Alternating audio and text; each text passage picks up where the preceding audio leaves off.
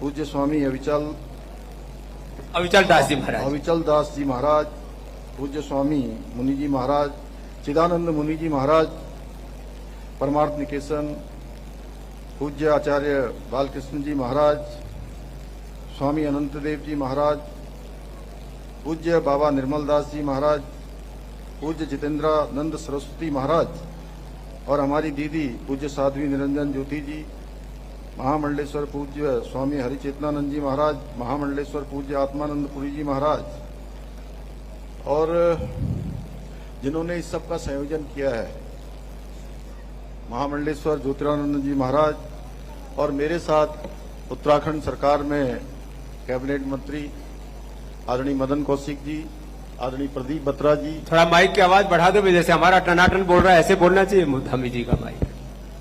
और प्रभाव का निरंतर साक्षी भी आज का ये समारोह हो रहा है।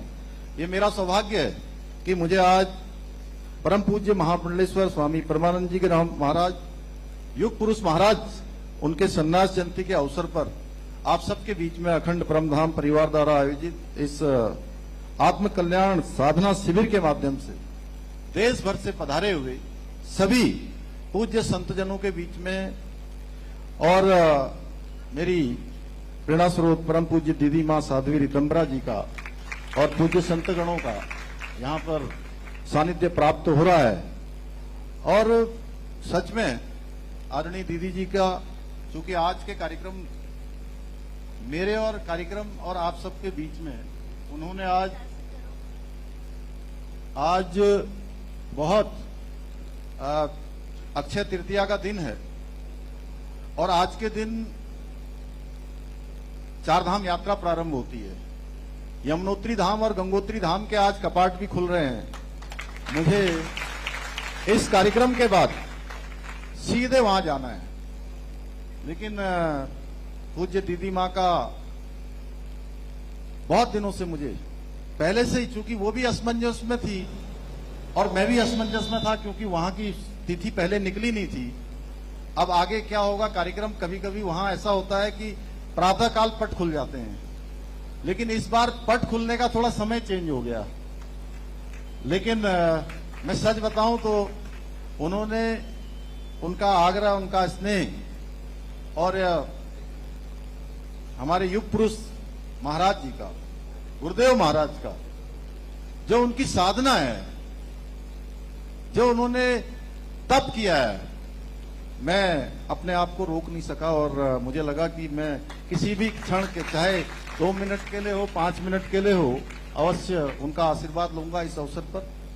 भाइयों बहनों, हम सभी जानते हैं युग पुरुष महाराज जी ने अपने जीवन में हमेशा लोगों को आगे बढ़ाने का काम किया, हमेशा समाज का काम किया है।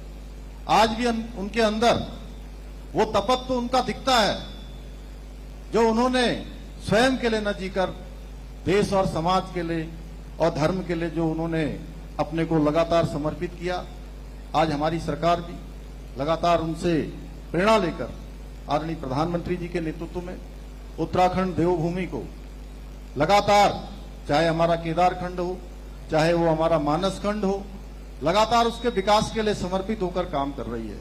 हमारे बद्रीनाथ धाम में आज मास्टर प्लान पर तेजी से काम हो रहा है। आने वाले समय में आप देखेंगे कि आपको एक भव्य बद्री और दिव्य बद्री के दर्शन होंगे।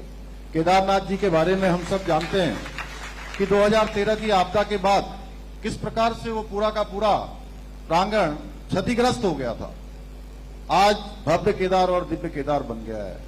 इसी प्रकार से अगले वर्ष हमारे यहाँ कुंभ मेला आयोजित होना है। आप सबके पूज्य संतगणों के आशीर्वाद से, आपके मार्गदर्शन में भव्य और कुव्य दिव्य मेला यहाँ पर होना है। उसके लिए लगातार यहाँ पर गंगा कॉरिडोर बनाए जाने पर गंगा के अनेक तटों का, घाटों का पुनर्विकास का काम तेजी से चल रहा है, यहाँ भी और ऋषिकेश में भी। मां शारदा का तट, मां पूर्णागिरी का धाम, जो कि एक आप सब जानते हैं, उस धाम में मां शारदा के स्थान पर वहां पर शारदा कॉरिडोर बनाने की दिशा में भी तेजी से वहां पर काम किया जा रहा है, जहां लाखों लाखों श्रद्धालु प्रत्येक वर्ष आते हैं। इसी प्रकार से विकासनगर से आगे